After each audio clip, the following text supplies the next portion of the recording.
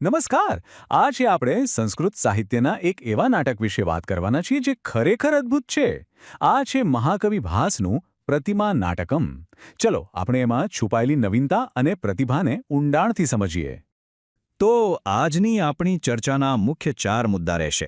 સૌથી પહેલા આપણે મહાકવિ ભાસ વિશે થોડું જાણીશું, પછી આપણે પ્રતિમા નાટકનો પરિચય મેળવીશું અને એ પછી 2 સૌથી રસપ્રદ બાબતો. આ નાટકનું નામ આવું કેમ છે અને કૈકેયીના પાત્રને કેવી રીતે એકદમ નવા જ અંદાજમાં રજૂ કરાયો છે. ચાલો ત્યારે શરૂ કરીએ. તો સૌથી પહેલા વાત કરીએ ખુદ સર્જકની. મહાકવિ ભાસ સંસ્કૃત સાહિત્યના સૌથી જૂના, સૌથી પ્રાચીન નાટ્યકાર તરીકે એમને ઓળખવામાં આવે છે. એમનું સ્થાન એટલું ઊંચું છે કે કાલિદાસ જેવા મહાન કવિઓએ પણ પોતાના ગ્રંથોમાં ભાસનો ખૂબ આદરપૂર્વક ઉલ્લેખ કર્યો છે. ભાસ કેટલા મહાન સર્જક હતા એનો અંદાજ એ વાત પરથી આવે છે કે આપણને એમના લખેલા કુલ 13 નાટકો મળ્યા છે અને આ બધા નાટકોના સમૂહને ભાસના નાટકચક્ર તરીકે ઓળખવામાં આવે છે. હવે જુઓ, આ ચાર્ટમાં એક બહુ જ રસપ્રદ વાત દેખાય છે. એમના વિષયોમાં કેટલી બધી વિવિધતા છે. એમના મોટાભાગના નાટકો, જેમ કે આપણે જોઈ શકીએ છીએ, રામાયણ અને મહાભારત જેવી જાણીતી કથાઓ પર આધારિત છે. આ બતાવે છે કે એમની ખાસિયત શું હતી. જાણીતી વાર્તાને લઈને એને પોતાની મૌલિક શૈલીથી એકદમ નવું જ રૂપ આપી દેતા હતા. તો ચાલો હવે એમના રામાયણ પર આધારિત 2 નાટકોમાંથી એક એટલે કે પ્રતિમા નાટકમ પર ધ્યાન આપીએ. સાચું કહું તો આ નાટક ભાસની નાટ્યકળાનો એકદમ શ્રેષ્ઠ નમૂનો છે. આ નાટકનો વ્યાપ ખૂબ મોટો છે. એ અયોધ્યાકાંડથી શરૂ થાય છે અને રામના રાજ્યાભિષેક સુધી પહોંચે છે. પણ અહીં એક વાત ખાસ સમજવા જેવી છે. ભાસ અહીં ખાલી વાર્તા ફરીથી નથી કહેતા. એ તો જાણે આખી વાર્તાની નવેસરથી રચના કરી રહ્યા છે. તો મુખ્ય મુદ્દો એ જ છે કે ભાસ વાલ્મીકી રામાયણની મૂળ કથાને તો આધાર બનાવે જ છે, પણ એમાં કેટલાક એવા નાટકીય અને મૌલિક ફેરફાર કરે છે જે આ નાટકને એકદમ અલગ અને ખાસ બનાવે છે. અને આ જ મૌલિકતા આપણને એમની સૌથી પ્રખ્યાત કલ્પના તરફ લઈ જાય છે, એક એવી કલ્પના જેના પરથી આ નાટકનું નામ પડ્યું છે. અહીં ભાસ એક ખૂબ જ કરુણ અને નાટકીય પરિસ્થિતિ ઊભી કરે છે. જરા વિચારો, ભરત પોતાના મોસાળથી પાછો આવે છે અને એને એના પિતા રાજા દશરથના મૃત્યુના સમાચાર આપવાના છે. આટલા ખરાબ સમાચાર કેવી રીતે આપી શકાય? ભાસ આ સમસ્યાનો ઉકેલ એક અદ્ભુત દૃશ્યથી લાવે છે. ભરતને કોઈ સીધે સીધું નથી કહેતું કે રાજા દશરથ મૃત્યુ પામ્યા છે. ના, એને એક પ્રતિમાગૃહ એટલે કે સ્ટેચ્યુ હાઉસમાં લઈ જવામાં આવે છે. ત્યાં એ પોતાના પૂર્વજોની પ્રતિમાઓ જુએ છે અને અચાનક એ જ હારમાળામાં એ પોતાના જીવંત પિતાની પ્રતિમા જુએ છે. આ એક એવું દ્રશ્ય છે જ્યાં શબ્દોની કોઈ જરૂર જ નથી.